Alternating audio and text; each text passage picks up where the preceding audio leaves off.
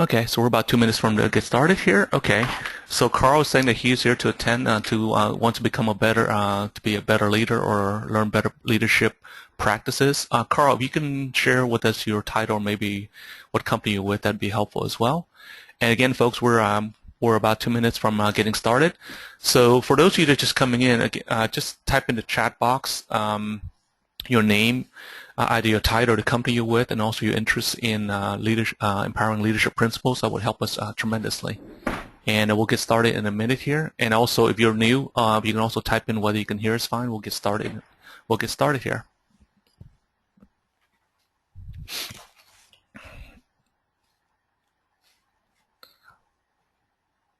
Alrighty. Okay. So it looks like we're about at the top of the hour. So let me go ahead and officially kick this off. Welcome everybody to our today's live briefing on principles for empowering leadership.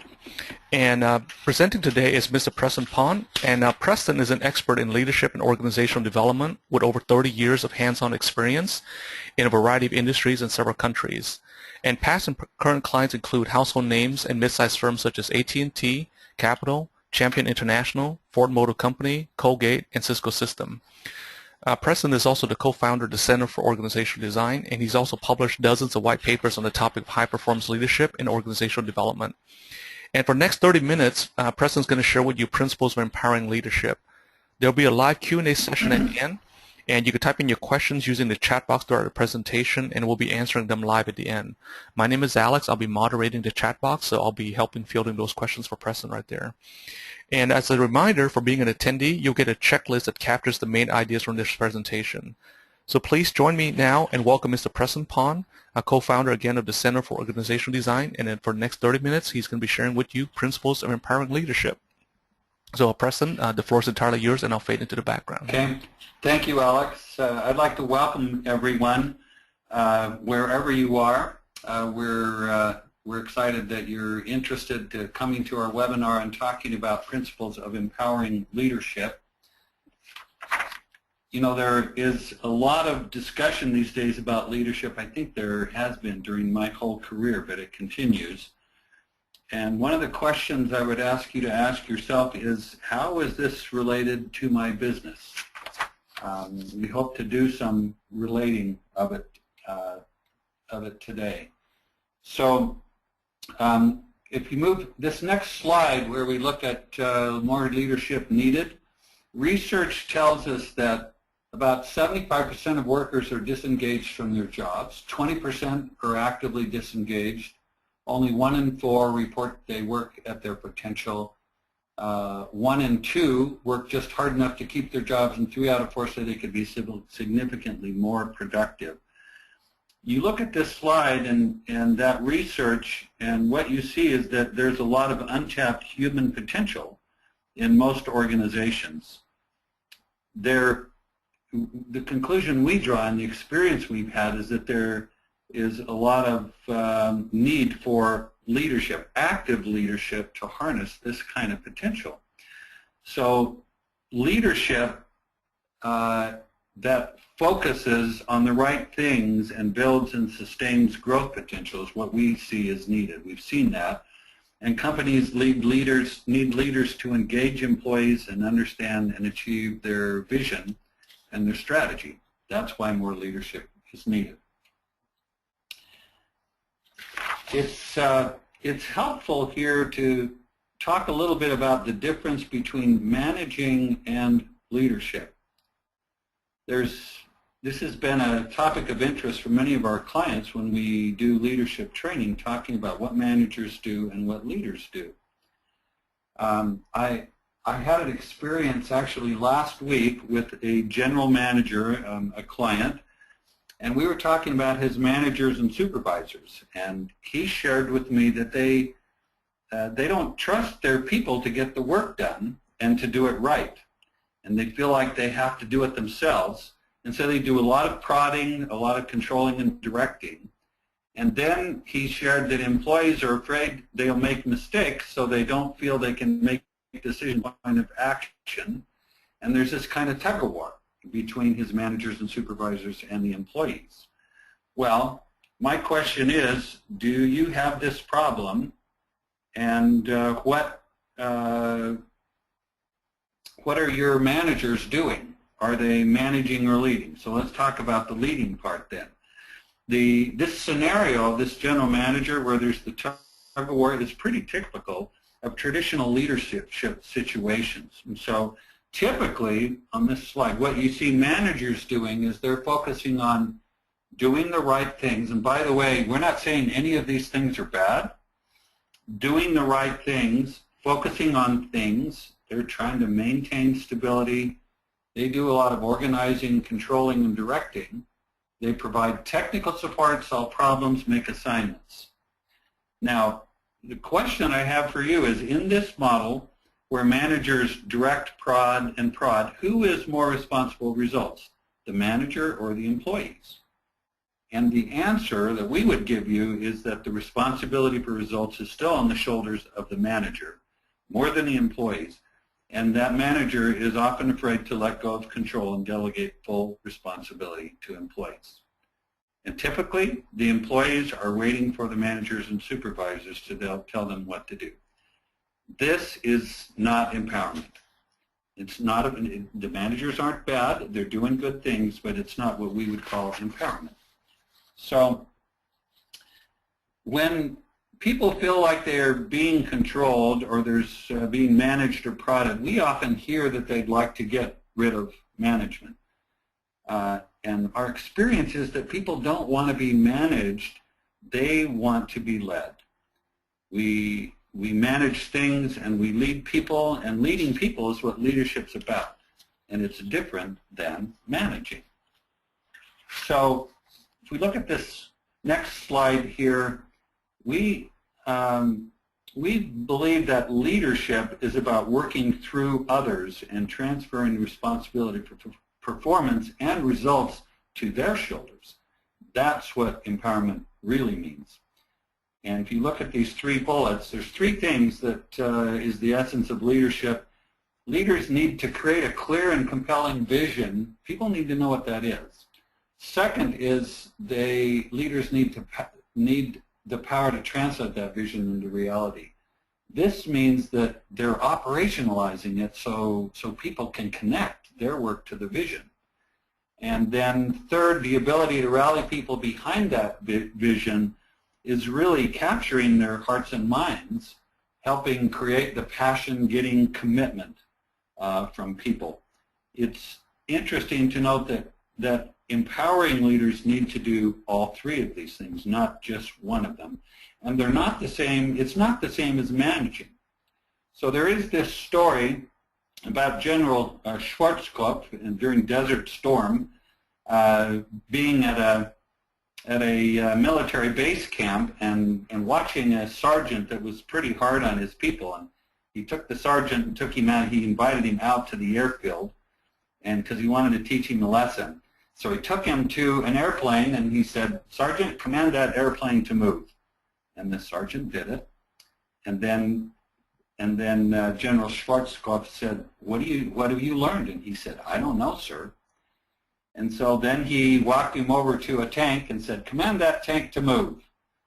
And so the sergeant commanded the tank to move. And then General Schwarzkopf said, "What have you learned?" And he said, "I don't know, sir." He said, "Well, what I hope you would learn is that people fly airplanes and people drive tanks. And we need to work through them, not over them. And so we need to be treating them as human beings." This, in our view, was, this lesson by General Schwarzkopf is basically a lesson in what the difference between leadership and management is. And so if the vision is clear and people see how they fit into it, they can get on board, accept responsibility for changing their part of the organization because you're working through them. This is how you work through them and with them. So this slide is what empowering leaders actually do. Let's talk about let's talk about what they actually do. We've got 7 things creating vision, establishing principles, doing the right things, focusing on people, motivating, inspiring, providing development support, and offering resources and information. I've got a slide for each of these and want to talk about each of them a little bit. I've got a story that I want to tell about an empowering leader, and actually, coincidentally, this leader, his name is Carmine Lensack, was registered for this webinar. And Carmine, if you're on here, my intent is not to embarrass you. I have only good things to say. But Carmine was a great sponsor on a project we worked with in Coach Leatherware, and he was a director of a distribution and manufacturing site. It was a tough union. It was a growth company, mixed workforce with a large portion was Hispanic. And Carmine had a vision, and he knew how it could be different. And he was a good example of an empowering leader. So I'm going to tell a couple of stories about him. First thing that good leaders do here is create a vision that people can follow. And Carmine had a vision. He had a vision of a collaborative workplace where they would meet or exceed production goals, and they weren't, by the way, where 0% of substandard quality product came out, where they worked in teams, they had high trust, an environment where workers felt responsible for results and are empowered to make decisions. His management team caught this vision, and then his managers began empowering and holding people accountable, and employees began to catch the vision. There was training, there was discussion, they were talking about it. That's how people caught the vision, because Carmine created it and talked about it. The second thing that empowering leaders do is that they establish principles and boundaries. And high-performance leaders start with teaching principles. Carmine's principles were things like, teams are smarter than individuals and get better results. Another one is, if we follow the process, we get results. And they weren't following the process out in their teams. And the third one was, we help each other instead of competing. Carmine also set some clear boundaries. We called them non-negotiables. Things like, if you're late and you don't wear your safety boots, or you don't follow the process, or you fight with other coworkers, you will be written up. And he gave them clear goals and expected results of 0 rejects, meeting production requirements, and then he gave them resources and support and clear time frames and parameters. So he set the boundaries of the playing field, that is the day-to-day work, and then he expected them to do them. He held them accountable for those results. What's interesting is that in quality and productivity, they went from about 85% to 99% during that next year as they caught the vision and they began accepting responsibility. The third thing that empowering leaders do is that they ensure people are doing the right things. You might ask yourself, how do they know? How do you know if you're doing the right things? Well, empowering leaders teach their followers the difference between efficiency and effectiveness. Both things are important here, but efficiency is about doing the right things well. If you think of continuous process improvement, and a lot of the Six Sigma stuff that happens, we're trying to get really good at the things we've chosen to do. Effectiveness is about doing the right things. And the way you know whether it's right is if it's relative to the vision and strategy, is it going to get there? Is it going to take us there? So effective leaders, empowering leaders, expect their people to do those things that will get results. And they trust them to make those decisions and choices on a daily basis. Now, the fourth thing that empowering leaders do is they focus on people. They know that people are more important than processes, tasks, or things, and so they develop relationships of trust with the people that they manage. Now, I worked with a change sponsor a number of years ago in a nonprofit by the name of Marlin, and he was the best I've ever seen I don't know if he was better than Carmine, but he was as good as Carmine. And people they instinctively followed him, and here's why. As he focused on people, he took an interest in their successes and failures. He actively listened to them, to their concerns. He took time to do it. He showed genuine interest. He worked through these people and not over them, and people would walk the I-beam for him, and they all thought that they were his favorite. He had a gift for doing that because he focused on people. The fifth thing that empowering leaders do is that they motivate, they inspire, and they clarify. Work in the trenches of complex organizations can be discouraging and challenging, and when you try to change or improve results, there's going to be resistance. You've probably seen that. Well, so there's a kind of a metaphor. Think of a high jumper, a hurdler jumping over hurdles. Well, when there are resistance and roadblock that appears, empowering leaders are able to help their employees and coworkers move above those obstacles. They're jumping over those hurdles. So instead of being knocked off course, they listen, they use the vision to motivate and inspire followers, and they inspire them to rise above difficulty, to find ways around roadblocks, to dig deeper and find courage and determination to reach the goals. They help them clarify the policy, culture, organization concerns, and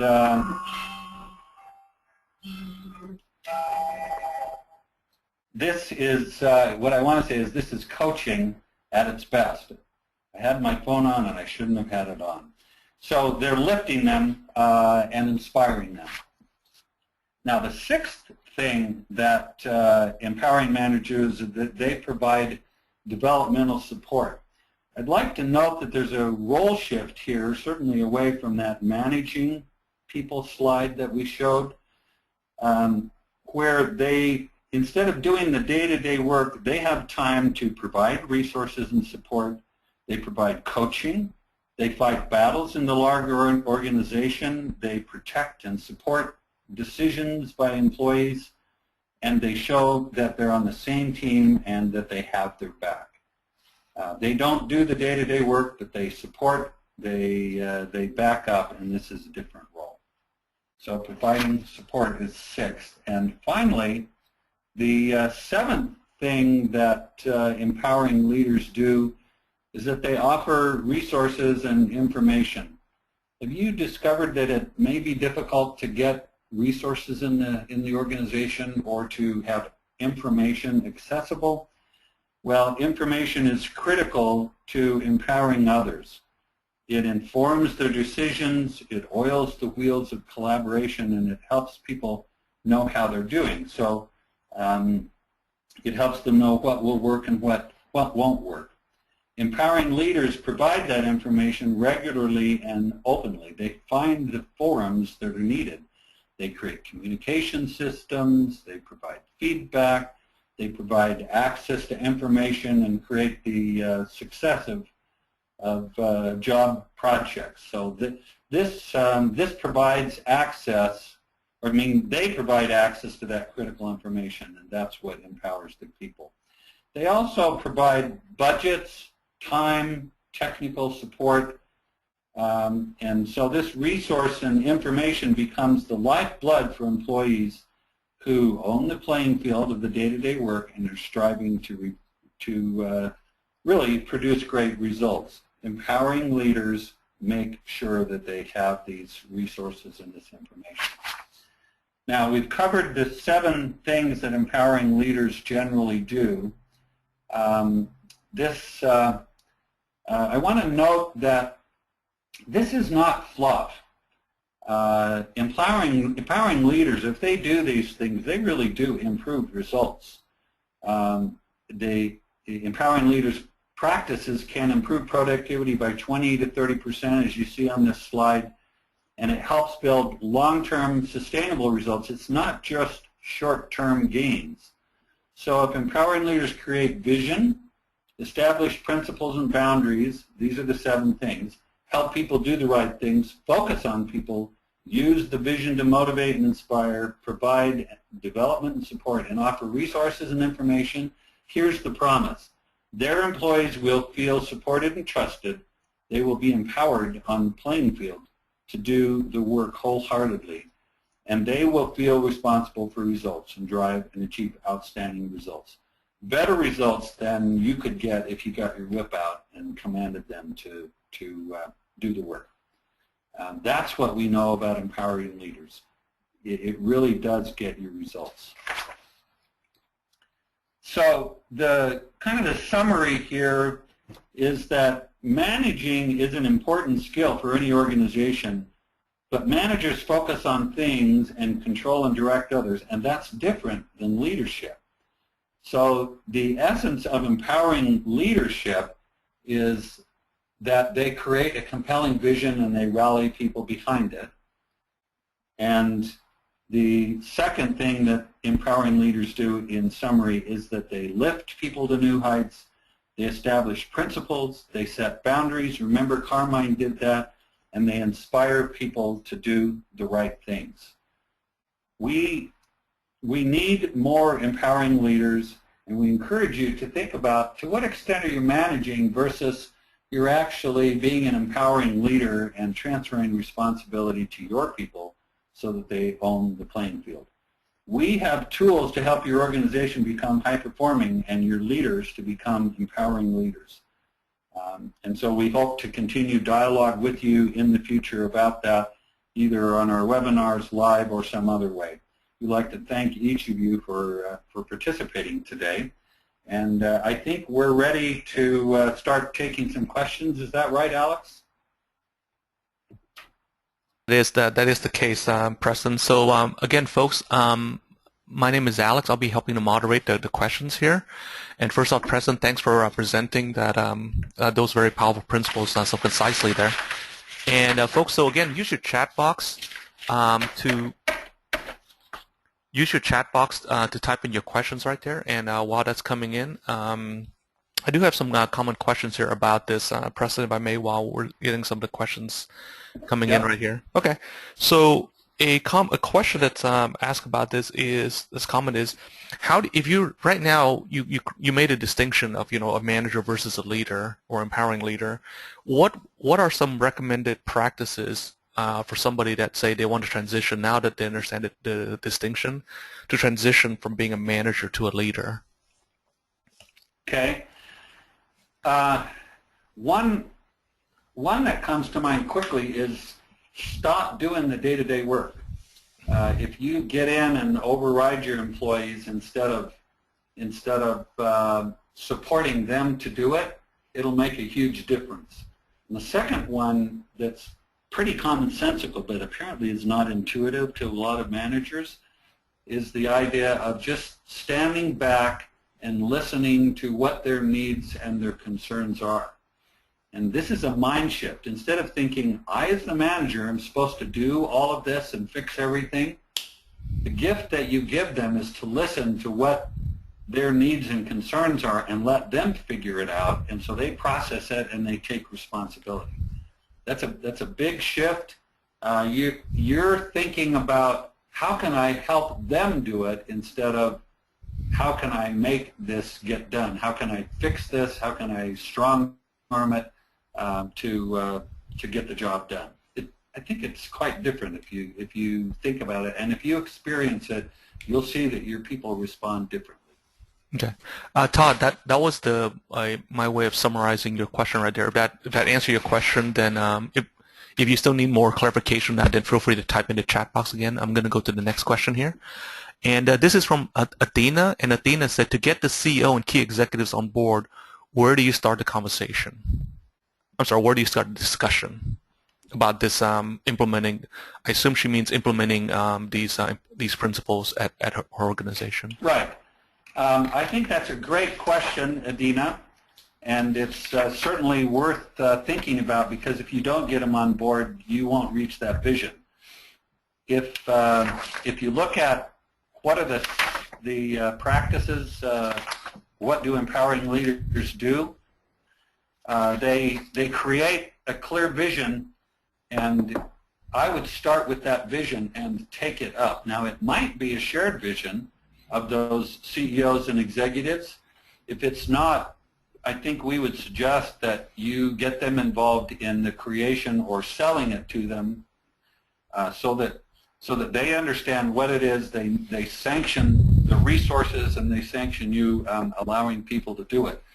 One of the key mistakes in this kind of change process is that they don't use these key stakeholders. They don't get them on board. They don't involve them.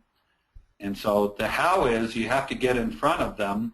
You share what you're doing. You show how it's tied into their vision and their goals, and it really should be and needs to be. And you have that dialogue. You bring them down to help you sponsor with you, because then they're involved and they've got skin in the game. Our experience is it's way better to do that. If you don't have that support of these CEOs and execs, then we would recommend you don't start yet.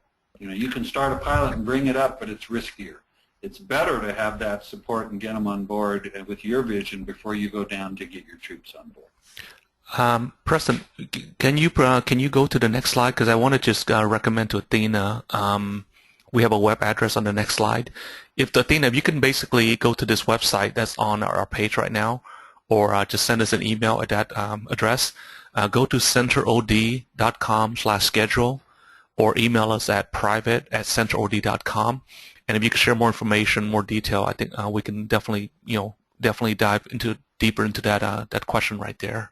In that short questionnaire, there's like one or two questions we ask. What's the more details about your situation, and then we can certainly have a candid conversation between you and Preston, and with Roger potentially, so we can get more information and definitely dive into that a lot deeper. So if you still want more detail, Athena, you can also type in this chat box as well. Okay, let me see. We have another question here so again, Athena, it's at centerod.com/schedule or private@centerod.com. And again, that offer is open to everybody on this live briefing, obviously. Okay, so this question here, I want to make sure I understand this correctly. Give me a second to read this. Jody, I assume that your question here is because you're in a sports organization or in the sports industry, but you're, okay. All right, it says, do these principles apply to leaders in sports teams or simply leaders in organizational teams? And she just confirmed that she is with a professional in the professional sports industry. So. Well, I think it's a great question, and I would say a resounding yes, it applies. Have you thought about why the coach can't be on the playing field during the game? We talk about a playing field, and empowering managers create that playing field, and they train people, and they give them support, and they give them resources.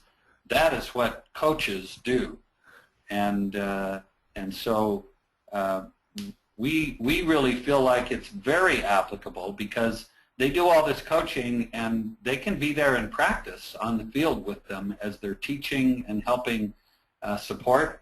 But when the game's on, they can only coach, and it's the player's responsibility to get the work done and to manage the playing field. You see in professional organizations also the senior leadership. I lived in Denver long enough. I was a real Broncos fan, and the relationship between Mike Shanahan and the quarterback back in the day when they were doing Super Bowls, and the management was critical. And I watched that if they didn't have the same vision and didn't model all of that, it didn't work real well. The other thing I would say is that employees or the players need to have confidence in these coaches and managers and administrators or owners, and you really have to work on that. That's what empowering leaders do, is that they build that relationship of trust. So our answer, Roger and I would say, you bet it applies, and we hope you use it.